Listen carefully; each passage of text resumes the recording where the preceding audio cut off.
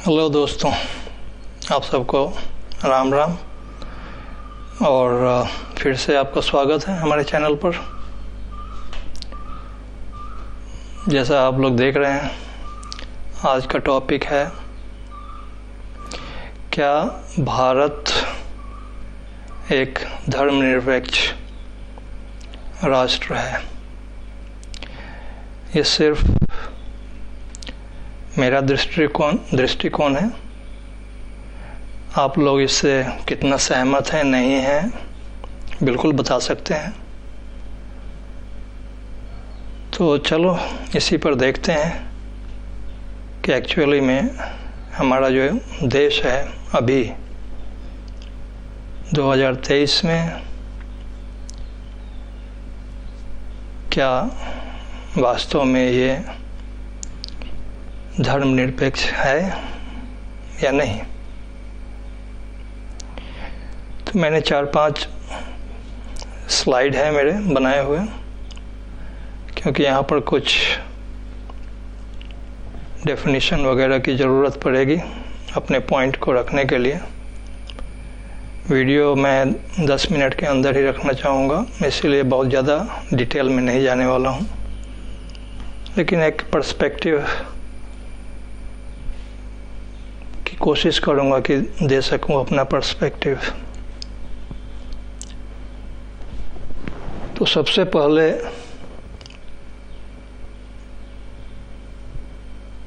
तो जानते हैं कि सेक्युलरिज्म, पहली बात है कि धर्मनिरपेक्षता और सेक्युलरिज्म क्या दोनों एक ही चीज़ है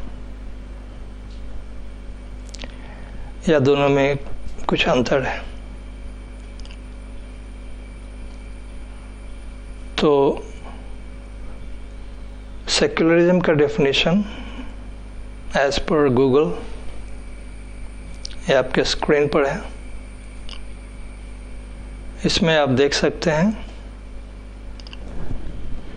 secularism means separation of religion. इसको याद रखिएगा, रिलीजन को, ठीक है। हम धर्म की बात कर रहे हैं, साथ में यहाँ पर रिलीजन की बात कर रहे हैं, सेक्युलरिज्म। साथ में ये भी ध्यान देने की बात है कि हमारा जो ओरिजिनल कॉन्स्टिट्यूशन जो 1951 में आया था, उसमें सेक्युलर वर्ड नहीं था। ये 1975 में जब इमरजेंसी लगी तो इंदिरा गांधी ने उसमें डाल दिया, कुछ लोगों ने डलवा दिया। चलो वो अलग की बात है, वो उस पर मैं अभी नहीं जाता हूँ। लेकिन अभी हम लोग चाह रहे हैं कि इसको टेक्निकली डिफाइन करने की कोशिश करें कि क्या धर्मनिरपेक्षता, सेक्युलरिज्म, रिलीजन, धर्म, ये कैसे आपस में रिलेटेड हैं, उनमें क्या समानताएं हैं, असमानताएं हैं, और हमारी समझ क्या है उस पर। तो ये बोल रहा है secularism means separation of religion from political. Religion should not be linked to political, should not be linked to economic, should not be linked to social also, and neither should it be related or linked to cultural aspect of life. तो secularism का जो definition यहाँ पर मैं देख रहा हूँ, ये बोल रहा है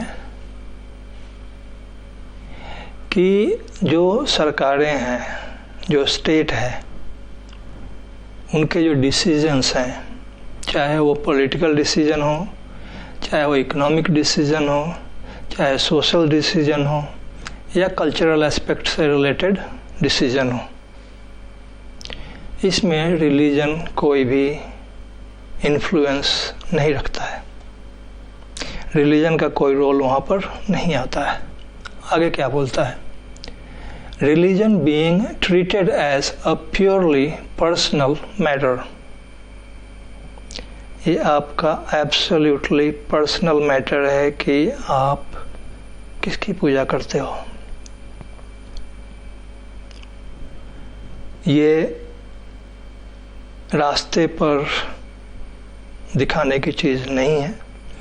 आप अपने घर में हो, आप किसकी पूजा करते हो, वो आपका पर्सनल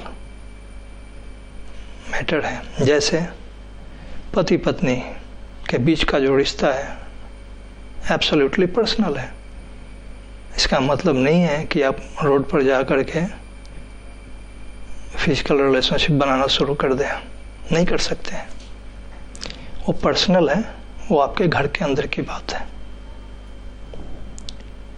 वैसे ही रिलीजन भी आपका पर्सनल मैटर है, उसको आप अपने तक रखिए। अभी हम रिलीजन के डेफिनेशन पर आएंगे। रिलीजन है क्या? It emphasized disassociation of the state. राज्य को, अपने आप को इससे अलग रखना है। किस चीज़ से?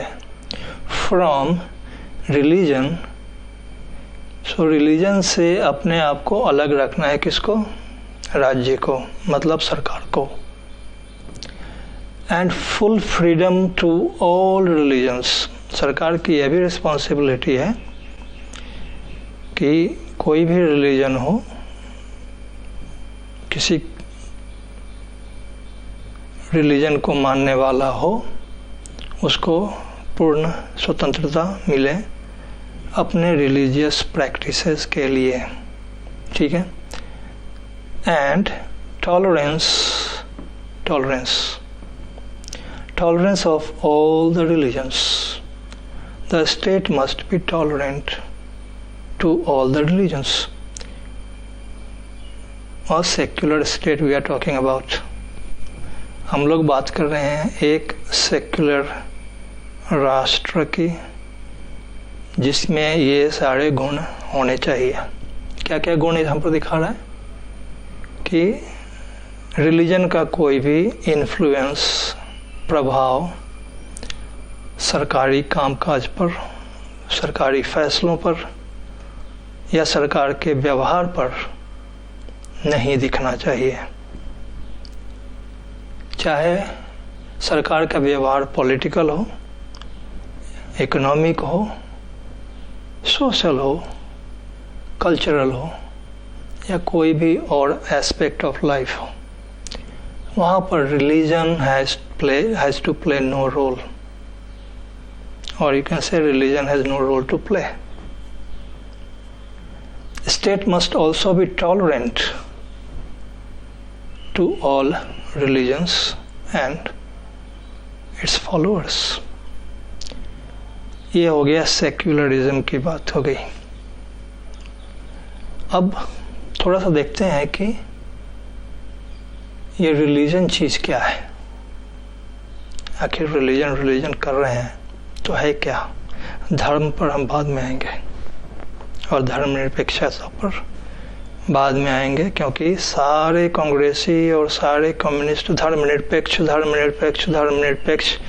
चिल्लाते रहते हैं. कॉन्स्टिट्यूशन में कहीं भी धर्मनिरपेक्ष नहीं है, सेक्युलर है बस. अभी उस पर आएंगे.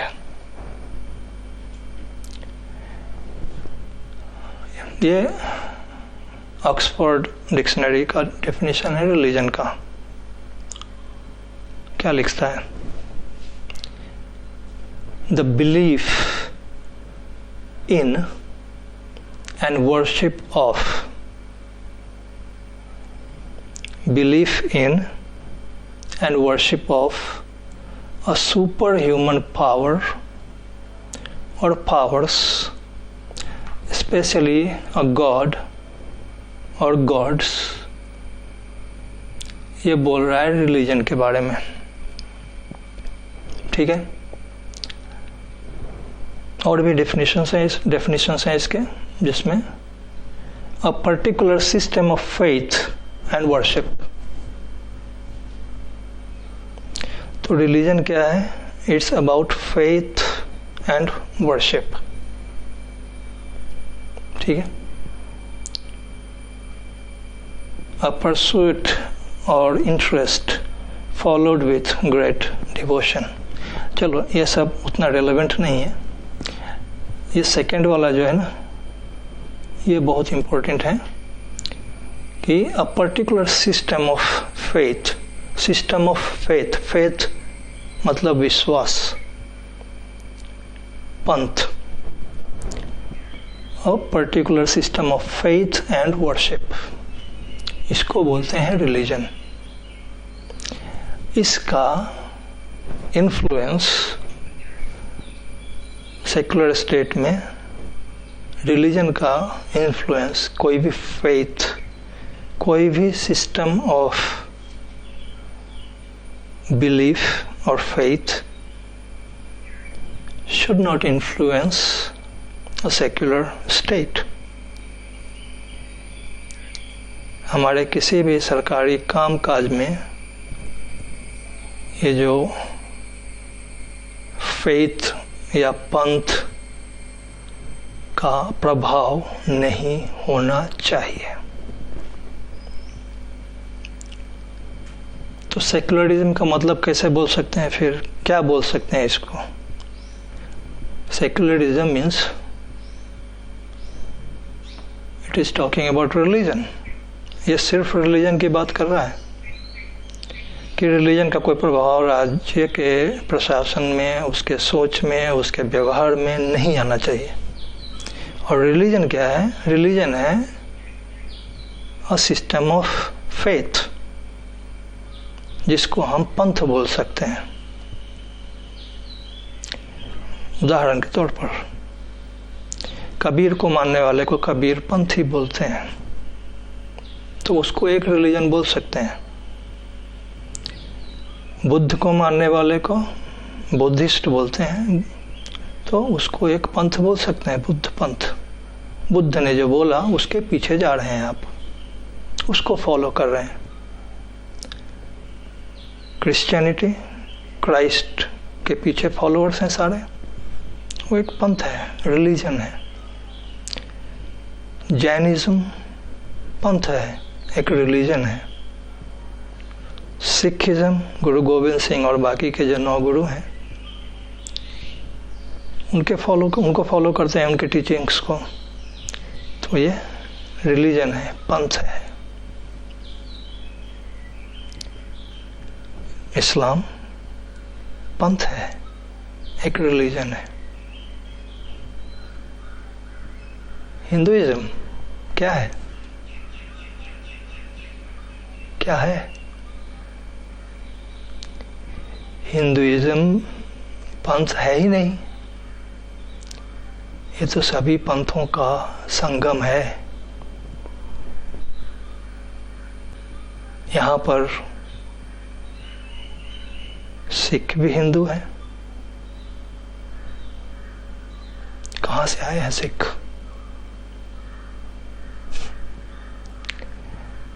सब हिंदुइज्म से निकले हैं, तो ये हिंदू ही है, क्योंकि हिंदुइज्म का मतलब पंथ है ही नहीं, तो हिंदुइज्म रिलीजन है ही नहीं। आप कंपेयर कैसे कर सकते हो?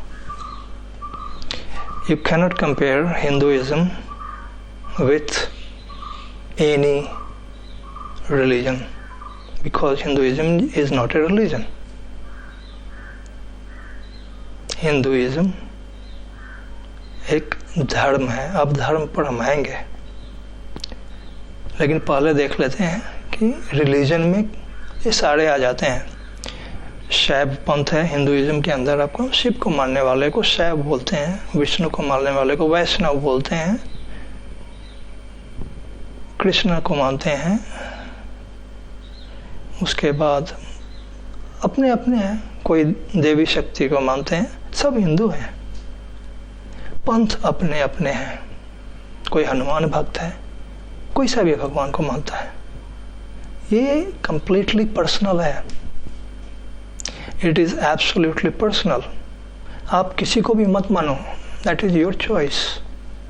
वो आपकी पसंद है, नापसंद है, फिर भी आप हिंदू हो। क्योंकि हिंदुइज्म में ये नहीं बोला गया है कि आप किस भगवान की पूजा करो, नहीं बोला गया है। आपको फोर्स नहीं करता है हिंदुइज्म। हिंदुइज्म रिलीजन है नहीं। तो सिख भी हिंदू हैं, जैन भी हिंदू हैं, बौद्ध भी हिंदू हैं। सिद्धार्थ जो बाद में भगवान बुद्ध बने, वन ऑफ द अवतार्स माने जाते हैं, है नहीं है अलग बात है, तो वो भी हिंदू हैं। बाकी सारे भी हिंदू हैं, ठीक है। मैं क्रिश्चियनिटी और इस्लाम की बात नहीं कर रहा हूँ, उस पर मैं अलग से डील करने वाला हूँ। ये सारे हमारे भारत के, भारतीय मूल के उपजे हुए या उत्पन्न हुए महान संतों और विचारकों के फॉलोअर्स हैं। वो अपनी चॉइस है भाई, ठीक है, ये सब रिलीजन है। बट आप सब और हम सब जो मूल भारतवासी हैं और जो भारतीय संस्कृति को प्रैक्टिस करते हैं, सब हिंदू हैं, ठीक है। तो इसलिए अंग्रेज जब आए तो उन लोगों ने क्या किया कि हिंदुइज्म को, क्योंकि उनके कॉन्सेप्ट में रिलीजन ही था, उन लोगों को पता ही नहीं था कि रिलीजन के अलावा भी कुछ हो सकता है, तो हिंदू को भी एक रिलीजन में डाल दिया। और अभी तक हम उसी गुलामी में जी रहे हैं कि हम अभी भी रिलीजन के फील्ड में हिंदू लिखते हैं अपने आप को। वो गलत है, फील्ड नहीं होना चाहिए। आप एक सेक्युलर स्टेट हो, why do you ask religion? Why do you need to ask religion? It's a personal choice, absolutely personal choice. चलो, तो रिलीजन का कोई भी इन्फ्लुएंस स्टेट पर नहीं होना चाहिए, टॉलरेंस होना चाहिए सबके प्रति, ठीक है। सबको एकोमोडेट करने की क्षमता स्टेट में होनी चाहिए। स्टेट मतलब सरकार में। किसी दिन मैं अलग से बात करूंगा कि क्या सरकारों में ट्रूली ये क्षमता है कि वो टॉलरेंट हैं सारे रिलीजन के साथ, है या नहीं है। वो डिस्कस करेंगे, पैरामीटर्स पर चेक करेंगे, कुछ पैरामीटर्स डिफाइन करेंगे और उस पर देखेंगे कि कौन सी सरकार कितना टॉलरेंट रही है या नहीं रही है। तो वो एक अलग टॉपिक है। अभी हम बात कर रहे हैं कि भारत क्या धर्मनिरपेक्ष राष्ट्र है। तो अभी हमने देख लिया है पर रिलीजन को और रिलीजन का डेफिनेशन देख लिया। अब थोड़ा देखते हैं धर्म क्या है। सनातन धर्म है, सनातन पंथ नहीं है। कोई नहीं बोलता है सनातन पंथी, नहीं, सनातन धर्मी, सनातन धर्म है। तो धर्म क्या है भाई? Is it a religion? Absolutely not. ये है धर्म का ब्रॉड डेफिनेशन। इसमें क्या बोलता है? ये संस्कृत भाषा का एक शब्द है जो कि धृ धातु से बना हुआ है और इसको डिफाइन किया गया है धार्यते इति धर्मः, अर्थात जो धारण किया जाए वही धर्म है। चीनी का क्या धर्म है? ये प्रॉपर्टी है। चीनी का धर्म है मिठास। नमक का क्या धर्म है? नमकीन।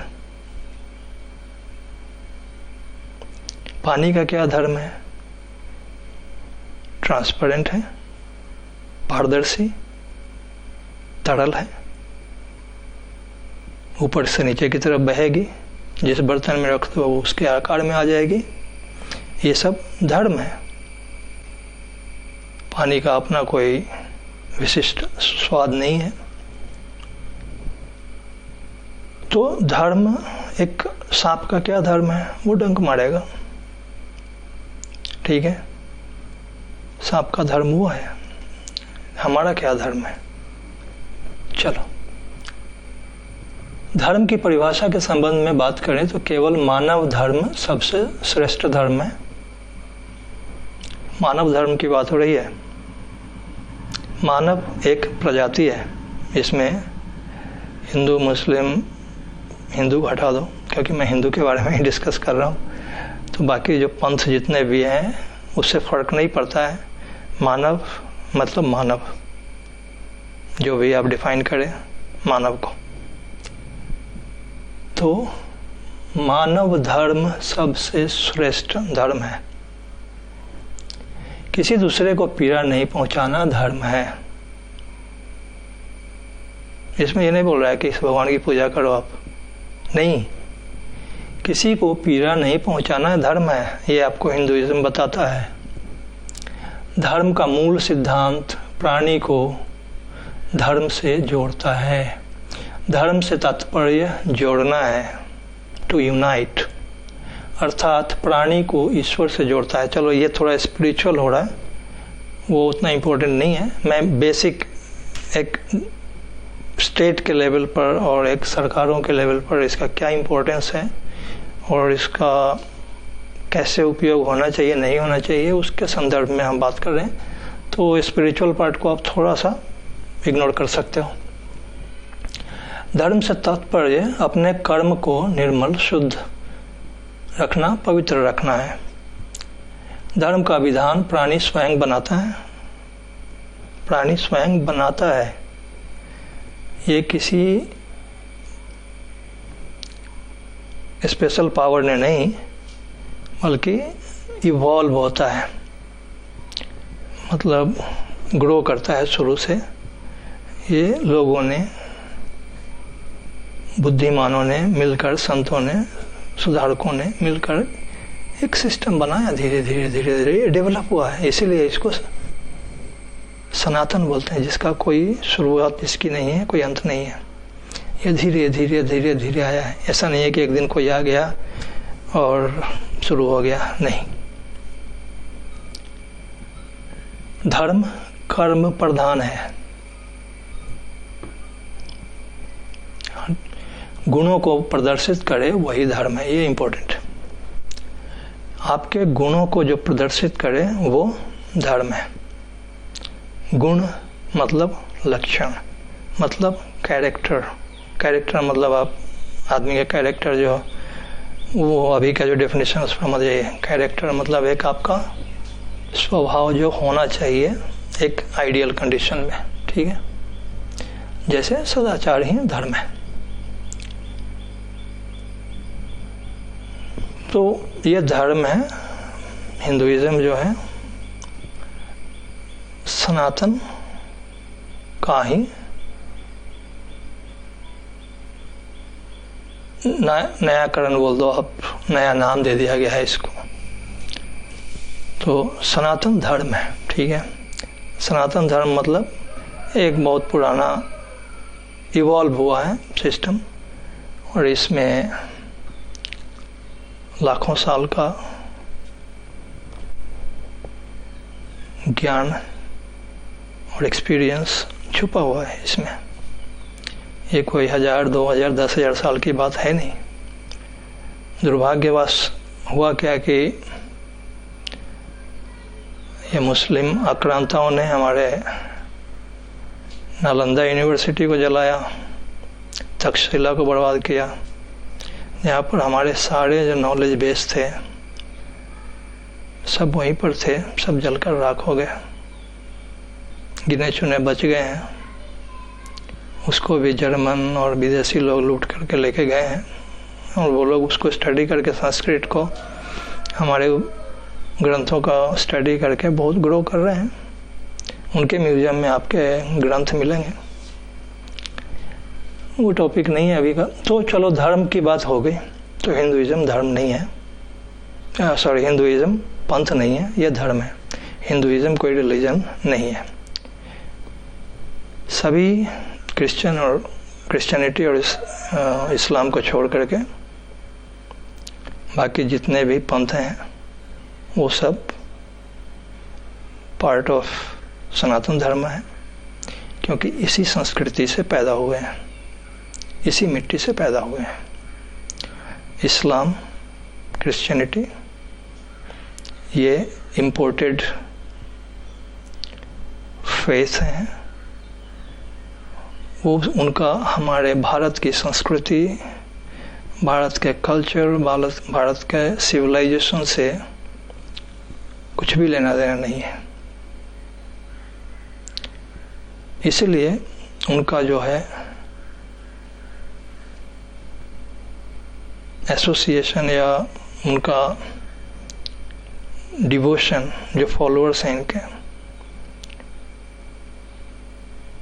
भारत के प्रति ना के बराबर है। They find themselves inclined towards the source or the origination or origin of that religion, the places. They associate themselves to those places more compared to where they are born. चाहे वो कन्वर्टेड हो या ना हो, अभी वो का topic नहीं है। अब चलते हैं हम वापस। क्या भारत धर्मनिरपेक्ष राष्ट्र है? अब आप बताओ, धर्मनिरपेक्ष होने का मतलब क्या है? कि शासन व्यवस्था में धर्म नहीं होना चाहिए, उसका इन्फ्लुएंस नहीं होना चाहिए। बिना धर्म के शासन व्यवस्था कैसे चलेगी? क्योंकि राजा का भी धर्म होता है कि राज्य की सीमाओं की सुरक्षा करना राजा का धर्म है, सरकार का धर्म है। प्रजा का धर्म है कि कोई भी ऐसा काम ना करे जिससे कि राज्य की क्षति हो, राज्य को नुकसान पहुंचे, चाहे राज्य का उसके इमेज हो या उसके लॉ एंड ऑर्डर हो या कोई भी एस्पेक्ट हो राज्य का, इकोनॉमी हो, कहीं पर भी नुकसान ना पहुंचे। ये एक प्रजा का धर्म है। जो ब्यूरोक्रेट्स हैं उनका धर्म है अलग, सबका धर्म है। तो धर्मनिरपेक्ष कैसे हो सकता है? धर्म तो कूट कूट के भरा हुआ होना चाहिए शासन में। धर्म होने का मतलब है कि अनाचार, दुराचार खत्म हो जाएंगे, सदाचार आ जाएंगे। सदाचार होगा अगर आपके शासन व्यवस्था में तो कोई करप्शन नहीं होगी, कोई एक दूसरे को तंग नहीं करेगा, जिसकी जो ड्यूटी है, जिसका जो कर्तव्य है वो पूरी तरह से ईमानदारी से निभाएगा। कोई पब्लिक का पैसा लेके शीश महल नहीं बनाएगा, कोई हजारों करोड़ की संपत्ति विदेशों में नहीं खरीदेगा। मतलब यहाँ पर आप सोच के देखो कि धर्म की कितनी जरूरत है। तो कोई भी बोलता है कि भारत धर्मनिरपेक्ष राष्ट्र है, गलत है। भारत धर्मनिरपेक्ष, भारत या कोई भी देश धर्मनिरपेक्ष हो ही नहीं सकता। धर्मनिरपेक्ष होने का मतलब है कि आप बनाना स्टेट हो जहां पर खाली दुराचार ही दुराचार है, सदाचार नाम की चीज ही नहीं है। तो धर्मनिरपेक्ष नहीं हो सकता। भारत को धर्मनिरपेक्ष अगर कोई बोलता है तो वो गलत है। हालांकि अभी इस धर्मनिरपेक्ष वर्ड की वजह से सरकारों में एक मतलब दृष्टिकोण थोड़ा सा गलत बन गया है कि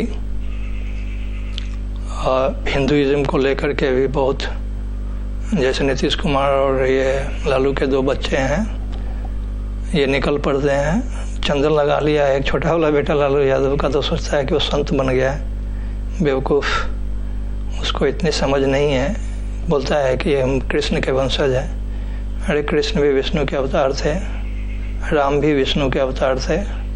कृष्ण कोई तुमको ठेका दे के नहीं गए हैं, कृष्ण सबके हैं, भारतवासी के, हर भारतवासी के। तुम कृष्ण के वंशज कैसे हो गए? यादव हो गए तो ये कृष्ण के वंशज हो गए तुम? किसने बोला तुमको? तो बहुत नासमझ अनपढ़ लोग हैं ये लालू यादव के बेटे जो दोनों हैं। और ये कहीं कुछ थोड़ा मोड़ा देख लेते हैं इधर उधर और चंदन लगा करके दिखाने की कोशिश करते हैं। ये लोग नौटंकीबाज हैं।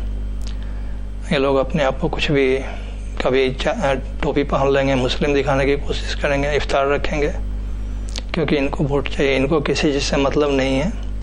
लेकिन एक सरकार जो है, एक राष्ट्र बिना धर्म के नहीं चल सकता। पहले के ज़माने में यही होता था कि एक राज पुरोहित होते थे, राजगुरु होते थे, जो गाइडेंस देते थे धर्म के अनुसार क्या सही है। रिलीजन नहीं, फिर रिलीजन को मत घुसेरना इसमें। धर्म कंप्लीटली अलग चीज़ है। भारत में रिलीजियस इन्फ्लुएंस कभी भी नहीं रहा है, कभी नहीं रहा है। धार्मिक इन्फ्लुएंस हमेशा रहा है और रहना चाहिए, क्योंकि धर्म के बिना सब कुछ गलत हो जाएगा। और जब राम राज्य की बात होती है तो राम राज्य का एक मतलब ही है कि आइडियल सिचुएशन है जहाँ पर धर्म हमेशा सबसे ऊपर होता है। तो राम राज्य होने का मतलब है कि कोई भी भारतवासी हो, including Christians and Islam, Muslims, कोई भी हो, सबको पूर्ण स्वतंत्रता और पूरा रिस्पेक्ट मिलना चाहिए उनको, अगर राम राज्य होगा तो। हिंदू राष्ट्र की बात हो रही है आजकल। अच्छी चीज़ है, बुरी चीज़ है, क्या है? इसको गलत लोग लोग यही गलत कर रहे हैं कि हिंदुइज्म को रिलीजन मान रहे हैं लोग, वहीं पर गड़बड़ कर रहे हैं। और ये सोच रहे हैं कि हिंदू राष्ट्र होने का मतलब है कि Muslims and Christians will be crushed, कि उनको पूरा ही तरह से नेस्तनाबूद कर दिया जाएगा, बर्बाद कर दिया जाएगा। ऐसा नहीं करेंगे भाई, क्योंकि हिंदुइज्म का मतलब ही है कि सर्वसमावेशी। यहाँ पर सबको लेकर, यहाँ पर मानव की बात हो रही है। यहाँ पर ना तो तुम्हारा जो रिलीजन है यार, वो तुम्हारा पर्सनल है, वो घर के अंदर की बात है, किसको मानते हो कोई फर्क नहीं पड़ता। लेकिन हिंदुइज्म में सभी बराबर हैं। तो हिंदू राष्ट्र होने का मतलब ही है कि ट्रू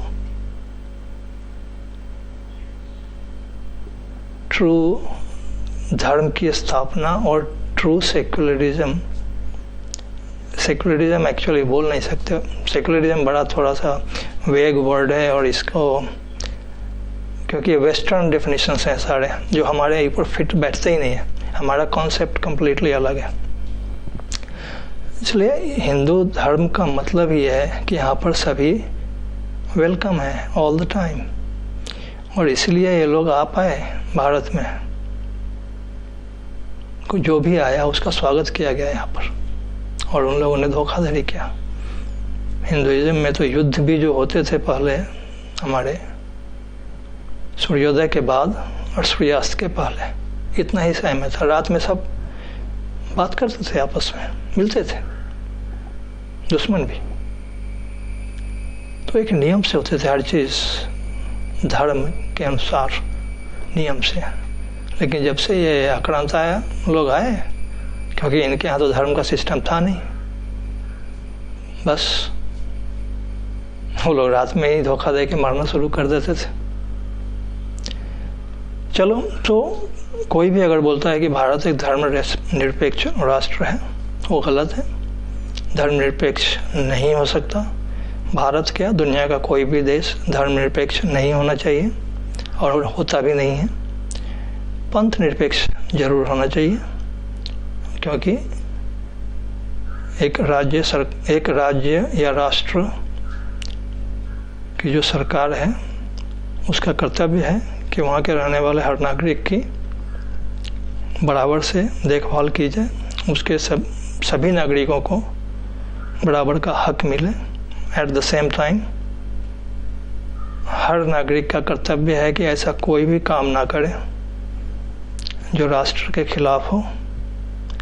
अगर वो कुछ भी ऐसा करते हैं तो वो अपने कर्तव्य को नहीं निभा रहे हैं। उस कंडीशन में राज्य की रिस्पॉन्सिबिलिटी है कि राष्ट्र की सुरक्षा के लिए उनके खिलाफ जो भी उचित कार्रवाई हो सकती है वो किया जाए, उनको पनिश किया जाए, उसको देश निकाला करना पड़े तो निकाला जाए, बैन जो करते हैं कर किया जाए। वो सब पार्ट ऑफ द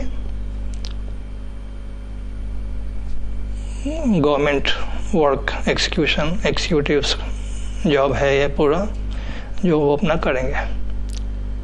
लेकिन इन प्रिंसिपल हमको ये कभी नहीं कह सकते कि भारत धर्मनिरपेक्ष है। ऑफ कोर्स ये पंथ निरपेक्ष है और इसका कोई इन्फ्लुएंस नहीं होना चाहिए। और प्रैक्टिकली देखो तो कुछ स्टेट्स में आपको मिलेगा बहुत ज़्यादा इन्फ्लुएंस है,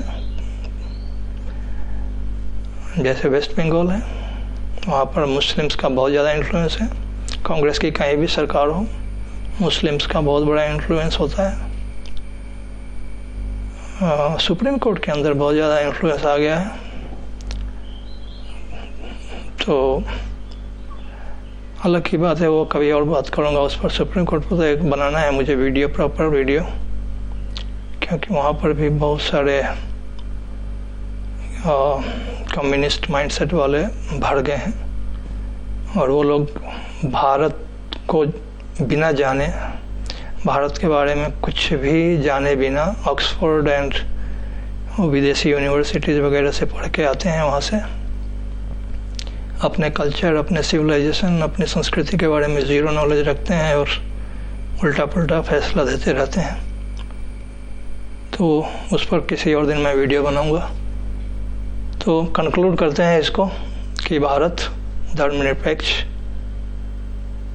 नहीं है और ना ही होगा, ना होना चाहिए।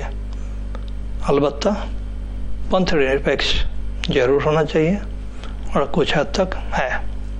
चलो फिर मिलते हैं अगले वीडियो में। तब तक के लिए आप सबको जय श्री राम, हर हर महादेव। लाइक सब्सक्राइब जरूर कर लेना, हो सके तो शेयर भी कर लेना अपने दोस्तों, जानने वालों के बीच में। चैनल को बढ़ाने की ज़रूरत है, आप सबका सहयोग चाहिए। चलो फिर मिलते हैं अगले वीडियो में। जय श्री राम।